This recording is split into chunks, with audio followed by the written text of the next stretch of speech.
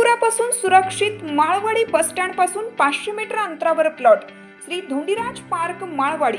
फक्त 2 लाख रुपये down payment द्या आणि प्लॉटचे मालक व्हा। प्लॉट खरेदीसाठी कर्ज उपलब्ध। सर्वात स्वस्त प्लॉट घेण्याची हीच योग्य संधी।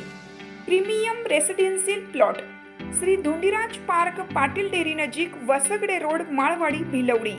संपर्क 72 70 95 95 95 आणि 91 300 355 11।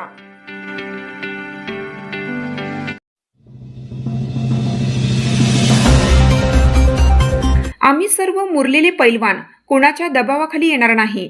संजय काका पाटील यांचा चंद्रकांत दादांना टोला। सांगली जिल्हा परिषदेतील सत्तेचे समीकरण आता चांगलेच तापले असून अजित पवार यांच्या राष्ट्रवादी काँग्रेस पक्षाची अधिकृत गट नोंदणी आज जिल्हाधिकारी कार्यालयात पूर्ण झाली। यावेळी माजी खासदार संजय काका पाटील यांनी अत्यंत आक्रमक पवित्रा घेत विरोधकांना सुनावलं की आम्ही सर्व राजकारणातील मुरलेले पैलवान आहोत, त्यामुळे आम्हाला कोणी फसवेल एवढे आम्ही येडे नाही आणि कोणाच्या दबावाखाली येण्याचा प्रश्नच उरत नाही। तांत्रिक कारणांमुळे रखडलेली गट नोंदणीची प्रक्रिया पूर्ण करण्यासाठी स्वतः संजय काका पाटील, अजितराव घोरपडे, विलासराव जगताप आणि जिल्हाध्यक्ष निशिकांत पाटील जिल्हाधिकारी कार्यालयात उपस्थित होते।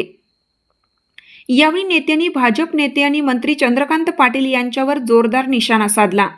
व्हीपबाबत चंद्रकांत पाटील यांनी आम्हाला सल्ला देण्याची गरज नाही, आम्ही गेली 40 वर्ष राजकारणात आहोत, अशा शब्दात विलासराव जगताप यांनी त्यांचा समाचार घेतला।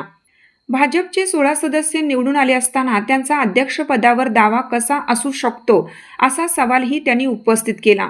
सत्तेचा दुरुपयोग करून यंत्रणेमार्फत व्हीपमध्ये पुन्हा काही चुका होऊ नयेत यासाठी सर्व ज्येष्ठ नेते आज स्वतः हजर राहून ही प्रक्रिया पूर्ण करत असल्याचे संजय काका पाटील यांनी स्पष्ट केलं। सांगली जिल्हा परिषदेत अजित पवार राष्ट्रवादीला अध्यक्षपद मिळावे ही मागणी अजूनही कायम असून 18 मार्च रोजी होणाऱ्या निवडीपूर्वी जिल्ह्यातील राजकीय वातावरण चांगलेच ढवळून निघालं आहे। आम्ही सगळे आलो आज आणि काही काढू नये म्हणून आम्ही सगळे आलो आणि याचा भाग भाजपला पाठिंबा आहे नाही। तुम्ही सगळे पत्रकार मंडळी आहात, त्यामुळे आमच्या चर्चा चालू आहेत। आम्ही सगळे बसून सामुदायिक नेतृत्व करतोय, सामुदायिक नेतृत्वाने आम्ही तो निर्णय घेणार आहे आणि अशी कोणतीही परिस्थिती, भीती, दबाव किंवा कोणाला काहीतरी प्रेशराईज असं काही होणार नाही। सगळे मुरलेले पैलवान आहेत, गेले 30 35 40 वर्ष यांनी राजकारण केले, तेव्हा असं कोणाला दबायचं किंवा कोणाला काही वेगळं व्हायचं अशी काही निश्चित भूमिका होणार नाही।